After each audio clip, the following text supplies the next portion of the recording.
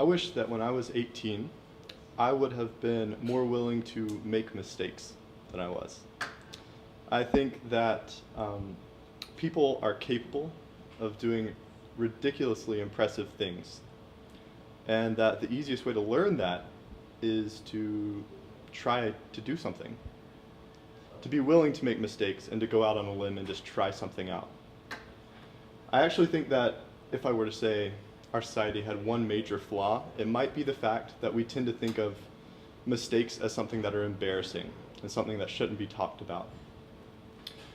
I actually had a friend tell me recently about a little story about making mistakes and decisions, and she said, imagine you're in a room that has two doors coming out of it, okay? One door is going to be the key to your happiness, and the other door there's going to be a very, very hungry lion, okay? And this is kind of a metaphor that she was drawing to how we think about our decisions and the magnitude of every single decision we make. When in reality, it's really, as long as we're choosing doors, there's usually going to be that same key behind both of them. It just might take a little bit longer to get there. So, you know, gosh, I mean, it is amazing how many times I've messed up things, various things throughout my life, you know, been turned away from schools and jobs and all those things, you know, weird dynamics with social circles, all that kind of stuff. But in the end, you know, things have worked out all right.